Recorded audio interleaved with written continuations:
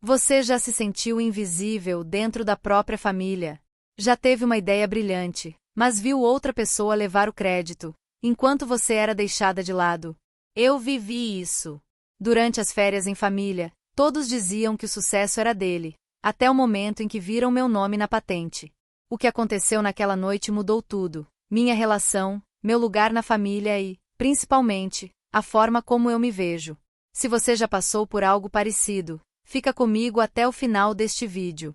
Vou te contar, sem filtros, como foi enfrentar a exclusão, a injustiça e, finalmente, conquistar meu espaço. E se essa história tocar você, não esquece de curtir, compartilhar e se inscrever no canal. Sua voz também merece ser ouvida. Vamos juntas! As luzes do salão de festas do hotel refletiam em centenas de taças de espumante, criando pequenos arco-íris nas paredes de mármore branco.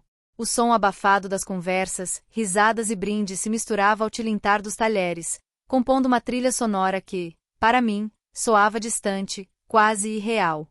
Eu estava ali, sentada à mesa da família, com um sorriso treinado no rosto, enquanto por dentro sentia o peso de anos de silêncio, de invisibilidade, de uma injustiça que parecia nunca ter fim. Era para ser uma noite de celebração, o ápice das nossas férias em família, mas tudo o que eu conseguia pensar era em como, mais uma vez, eu estava prestes a ser apagada da minha própria história. A viagem tinha sido planejada meses antes, como uma espécie de prêmio para todos nós. Meu marido, Gustavo, tinha acabado de receber uma promoção importante na empresa, e a família dele, minha sogra, meu sogro, os irmãos e cunhadas, decidiu que era a ocasião perfeita para uma viagem de férias juntos. O destino: um resort de luxo em Porto de Galinhas, com direito a tudo incluído, passeios de buggy, jantares temáticos e, claro, a tal noite de gala que encerraria a semana. Eu sabia que, para eles, eu era apenas a esposa do Gustavo. A mulher que cuidava dos filhos, que sorria nas fotos, que se sentava ao lado dele nos eventos, mas que nunca era realmente vista. O que ninguém ali sabia, ou fingia não saber, era que, por trás da promoção do Gustavo, havia uma ideia. Uma ideia que nasceu de mim, de noites em claro, de cadernos rabiscados, de conversas sussurradas na cozinha enquanto as crianças dormiam. Uma ideia que, por meses, ele apresentou como sendo dele, até o dia em que a verdade veio à tona de uma forma que ninguém esperava. Naquela noite, enquanto eu observava minha sogra, Dona Lúcia, circulando entre as mesas com seu vestido azul turquesa e seu sorriso de anfitriã, lembrei de como tudo começou. Lúcia sempre foi o centro das atenções, a matriarca que decidia o cardápio, o roteiro dos passeios, até mesmo a cor das toalhas de praia. Ela gostava de dizer que a família era como uma empresa, e que cada um tinha seu papel. O de Gustavo, claro, era o de herdeiro natural do trono. O meu, o de coadjuvante. Eu nunca fui de confrontos. Sempre preferi o caminho do diálogo, da diplomacia, do silêncio estratégico. Mas havia algo naquela viagem, talvez o cansaço acumulado, talvez a sensação de que eu estava prestes a ser apagada de novo, que me fez querer contar minha versão. E, ironicamente, foi o próprio Gustavo quem me deu a deixa. Na manhã do jantar de gala, estávamos todos reunidos no café da manhã, uma mesa longa, cheia de frutas, pães, bolos e discussões sobre o passeio do dia. Gustavo, animado, contava para os irmãos sobre o projeto que tinha apresentado na empresa, o mesmo que lhe rendeu a promoção. Ele falava com entusiasmo, gesticulando, descrevendo detalhes técnicos que, eu sabia, ele só conhecia porque eu os expliquei dezenas de vezes. Foi uma sacada genial, mano, disse o irmão dele, Rafael, batendo nas costas de Gustavo. Só podia ser coisa tua mesmo. Eu sorri, mas por dentro senti uma pontada. Olhei para Gustavo, esperando que ele, ao menos ali, me desse algum crédito. Mas ele apenas sorriu, orgulhoso, e continuou a conversa. E a apresentação? Foi difícil convencer o conselho? Perguntou a cunhada, Mariana. No começo eles ficaram meio desconfiados, mas quando viram o potencial, não teve como negar. A ideia era boa demais, respondeu Gustavo, sem hesitar. Eu respirei fundo, tentando não deixar transparecer o incômodo. Peguei uma fatia de mamão, cortei em pedaços pequenos, mastiguei devagar. Lembrei de todas as noites em que sentei ao lado dele, revisando slides, ajustando gráficos, explicando conceitos que ele não dominava. Lembrei de como, no início, ele duvidou da minha proposta, dizendo que era arriscado demais, que talvez não fosse o momento certo. Lembrei de como, aos poucos, ele foi se apropriando da ideia, até que ela se tornou dele, pelo menos, aos olhos de todos. Depois do café, fomos todos para a praia. As crianças correram para o mar, os adultos se espalharam pelas espreguiçadeiras, e eu fiquei ali, sentada na areia, olhando o horizonte. O sol brilhava forte, o cheiro de protetor solar misturava-se ao sal do mar, e eu sentia uma mistura de orgulho e mágoa. Orgulho por saber que minha ideia era boa o suficiente para mudar o rumo de uma empresa. Mágoa por saber que, mais uma vez, eu era invisível. Foi então que ouvi a voz de Dona Lúcia atrás de mim. Você está muito quieta hoje, minha filha. Está tudo bem. Virei-me, forçando um sorriso. Está sim, Dona Lúcia. Só estou aproveitando o mar. Ela sentou-se ao meu lado, ajeitando o chapéu de palha. Sabe, eu sempre admirei o Gustavo. Desde pequeno, ele era diferente. Sempre teve um brilho, uma inteligência fora do comum. Não me surpreende que ele tenha tido essa ideia brilhante. Assenti, sem dizer nada. Ela continuou. Você tem sorte, viu? Um marido assim, dedicado, trabalhador. E agora, com essa promoção, vocês vão poder dar ainda mais conforto para as crianças. Olhei para o mar, sentindo as palavras dela como pequenas agulhas. Ele merece mesmo. Ela sorriu, satisfeita, e ficou em silêncio por alguns minutos. Depois, levantou-se e voltou para a piscina, deixando-me sozinha com meus pensamentos. Naquela tarde, enquanto todos se preparavam para o jantar de gala, eu fiquei no quarto, olhando para o vestido que tinha separado dias antes. Era um vestido vermelho, simples, mas elegante. Eu o escolhi porque queria me sentir forte, visível, presente. Queria, de alguma forma, marcar aquela noite como minha. Enquanto me maquiava, ouvi Gustavo conversando ao telefone na varanda. Ele falava baixo, mas consegui captar algumas palavras. Sim, mãe, está tudo certo. A apresentação foi um sucesso. Eles ficaram impressionados com a ideia. Não foi difícil. Eu já tinha tudo planejado. Sim, claro, foi tudo ideia minha. Senti uma raiva surda crescendo dentro de mim. Terminei de me arrumar, respirei fundo e saí do quarto, decidida a não deixar que aquela noite fosse mais uma em que eu seria apenas figurante. O salão estava decorado com flores brancas e douradas. Luzes penduradas no teto criavam um clima de conto de fadas. As mesas estavam dispostas em círculo, e no centro havia um pequeno palco, onde, mais tarde, fariam os discursos. Sentei-me ao lado de Gustavo, que me olhou e sorriu. Você está linda, disse ele, pegando minha mão. Obrigada, respondi, tentando manter a voz firme.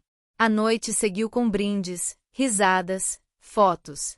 Em determinado momento, o diretor do resort subiu ao palco para agradecer a presença de todos e anunciar uma surpresa, uma homenagem ao destaque do ano da empresa de Gustavo, que, coincidentemente, estava ali com a família. Todos aplaudiram, e Gustavo foi chamado ao palco. Ele subiu, sorridente, e começou a falar sobre o projeto, sobre os desafios, sobre como foi gratificante ver sua ideia reconhecida. Eu assistia de longe, sentindo uma mistura de orgulho e indignação. Ele falava bem, era carismático, sabia envolver as pessoas. Mas, a cada palavra, eu sentia como se uma parte de mim fosse arrancada. Quando ele desceu do palco, todos vieram cumprimentá-lo. Dona Lúcia chorava de emoção, os irmãos batiam nas costas dele, as cunhadas tiravam fotos. Eu fiquei ali, sorrindo, mas por dentro sentia um vazio. Foi então que algo inesperado aconteceu. O diretor do resort, que também era amigo do presidente da empresa de Gustavo, aproximou-se da nossa mesa com um envelope nas mãos. Gustavo, parabéns mais uma vez.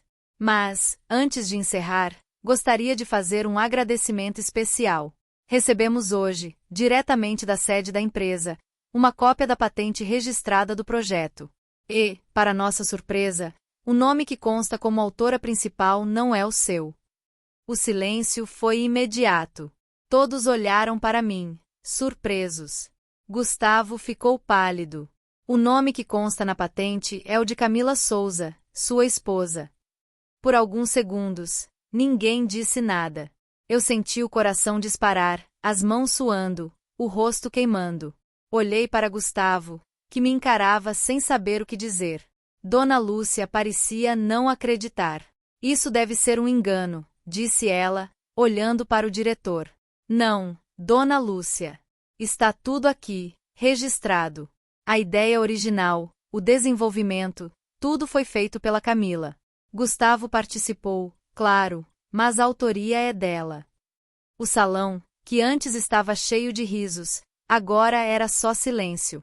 Senti todos os olhares sobre mim, alguns de surpresa, outros de incredulidade, outros ainda de admiração. Pela primeira vez, eu era vista. Gustavo tentou se recompor. Bem, a Camila me ajudou, sim. Mas foi um trabalho em equipe. O diretor sorriu, educado. Claro, Gustavo. Mas a patente é clara quanto à autoria. Parabéns, Camila. Eu não sabia o que dizer. Senti uma mistura de alívio, orgulho e, ao mesmo tempo, uma tristeza profunda por saber que precisei de um documento oficial para ser reconhecida. Dona Lúcia, ainda atônita, virou-se para mim. Por que você nunca nos contou? Olhei para ela, tentando encontrar as palavras certas. Porque, na verdade, eu mesma não acreditava que merecia. Sempre achei que meu papel era ficar nos bastidores, apoiar, ajudar. Mas essa ideia, ela nasceu de mim. E, por muito tempo, eu deixei que ela fosse de outra pessoa. Ela ficou em silêncio, olhando para mim com uma expressão que misturava surpresa e, talvez, um pouco de respeito. A noite continuou, mas o clima era outro. As conversas agora giravam em torno de mim, das minhas ideias, do meu trabalho. As cunhadas, antes distantes, vieram me perguntar sobre o projeto, sobre como eu tive a ideia, sobre minha carreira. Os irmãos de Gustavo, que sempre me viram como a esposa do Mano, agora me olhavam de outra forma. Gustavo, por sua vez, ficou mais calado. Em determinado momento, me puxou para um canto do salão. Por que você não me contou que tinha registrado a patente no seu nome? Perguntou, a voz baixa, quase um sussurro. Olhei para ele, sentindo uma mistura de raiva e compaixão. Porque eu sabia que, se eu não fizesse isso, ninguém nunca saberia que a ideia era minha. Nem você. Ele ficou em silêncio, olhando para o chão. Eu não queria te apagar, Camila. Só achei que seria mais fácil assim. Mais fácil para quem? Perguntei, a voz embargada. Ele não respondeu. Ficamos ali, em silêncio, por alguns minutos. Depois, ele voltou para a mesa, e eu fiquei sozinha, olhando para o mar pela janela do salão. Naquela noite, quando voltamos para o quarto, Gustavo tentou se aproximar. Desculpa, Camila. Eu devia ter te dado o crédito desde o começo. Você merece. Assenti, mas não disse nada. Sabia que aquele pedido de desculpas era sincero, mas também sabia que não apagava anos de invisibilidade. Deitei na cama, olhando para o teto, sentindo o peso de tudo o que aconteceu. Lembrei de todas as vezes em que fui silenciada, diminuída, ignorada. Lembrei de como, por tanto tempo, aceitei esse papel, achando que era o meu lugar. Mas, naquela noite, algo mudou. Pela primeira vez, eu me senti dona da minha história. No dia seguinte, o clima no café da manhã era diferente. As pessoas me olhavam com curiosidade, algumas com admiração, outras com um certo desconforto. Dona Lúcia, que sempre foi a primeira a falar, estava mais calada. Em determinado momento, ela se aproximou de mim. Camila, eu queria te pedir desculpas. Acho que nunca te dei o valor que você merece. Sempre achei que o Gustavo era o gênio da família, mas agora vejo que você também é. Talvez até mais. Sorri, emocionada. Obrigada, Dona Lúcia. Isso significa muito para mim. Ela apertou minha mão e, pela primeira vez, senti que havia uma ponte entre nós. As crianças, alheias a tudo, continuavam brincando, correndo pelo salão, pedindo waffles e suco de laranja. Olhei para elas e pensei em como queria que crescessem sabendo que podiam ser o que quisessem, que suas ideias tinham valor, que não precisavam se esconder atrás de ninguém. Durante o resto da viagem, fui redescobrindo meu lugar na família. As conversas mudaram, os olhares mudaram, até mesmo Gustavo parecia me ver de outra forma. Ele começou a me perguntar sobre outros projetos, a pedir minha opinião, a me incluir nas conversas com os irmãos. Em uma das noites, enquanto caminhávamos pela praia, ele me abraçou e disse: "Eu tenho orgulho de você, Camila. De verdade. Acho que nunca te disse isso, mas você é incrível." Senti as lágrimas escorrendo pelo rosto, misturando-se ao vento salgado do mar. "Obrigada, Gustavo. Eu só queria ser vista. Só isso." Ele me abraçou mais forte, e, pela primeira vez em muito tempo, senti que estávamos juntos de verdade. Quando voltamos para casa, a vida seguiu seu curso. O trabalho, as crianças, a rotina. Mas algo em mim tinha mudado. Eu já não aceitava mais o papel de coadjuvante. Comecei a investir mais tempo nos meus projetos, a buscar reconhecimento, a me posicionar. E, aos poucos, fui conquistando meu espaço. A história da patente virou uma espécie de lenda na família. Nas reuniões, sempre alguém comentava: "Lembra quando achamos que a ideia era do Gustavo, mas era da Camila?" E todos riam, mas, no fundo, sabiam que algo importante tinha acontecido ali.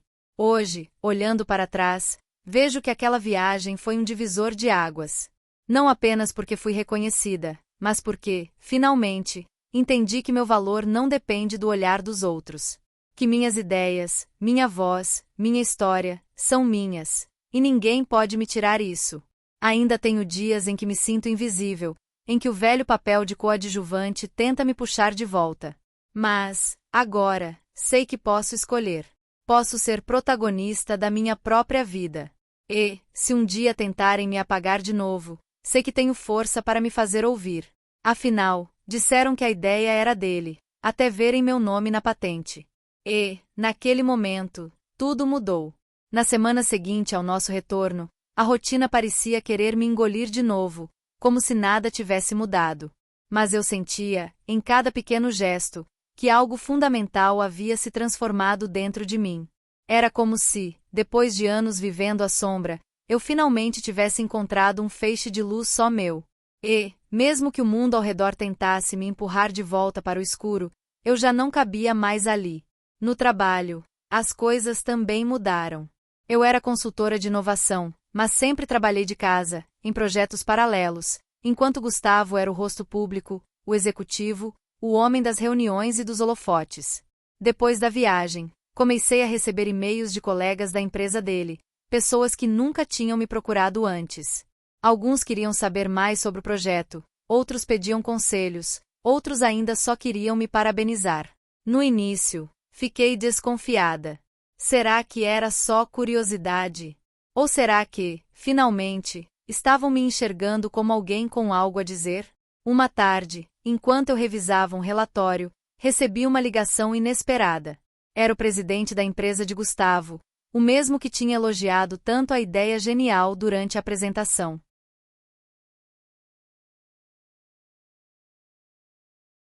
A última vez que vi Carlos, ele me disse: "Você mudou minha vida." Mas, na verdade, foi ele quem mudou a minha. E, por isso, serei eternamente grata. E assim, sigo minha vida, tentando ser, para os outros, o que Carlos foi para mim. Alguém que enxerga, que valoriza, que acredita. Porque, no fundo, é isso que nos torna humanos. E é isso que faz toda a diferença. O verão daquele ano ficou para sempre marcado em mim. Não pelas praias, nem pelo luxo do hotel, mas pelo encontro com alguém que, para muitos, era ninguém. Mas que, para mim, foi tudo. E, sempre que o mundo tenta me convencer do contrário, lembro do olhar de Carlos, da sua coragem, da sua humanidade. E sigo em frente, sabendo que, enquanto houver alguém disposto a enxergar o outro, ainda há esperança. Porque, no fim, ninguém é ninguém. Todos somos alguém. E, às vezes, É esse alguém que salva a nossa vida, de todas as formas possíveis. Se você chegou até aqui, obrigada por me ouvir e por compartilhar esse momento tão importante comigo. Hoje, eu entendo que não preciso mais me esconder ou aceitar ser coadjuvante na minha própria vida. Se você também já sentiu que sua voz foi silenciada, saiba que você merece ser reconhecida, merece ocupar o seu espaço e ter orgulho da sua história. Se essa história fez sentido para você, se de alguma forma tocou o seu coração, eu te convido a deixar seu comentário aqui embaixo contando a sua experiência ou o que você sentiu.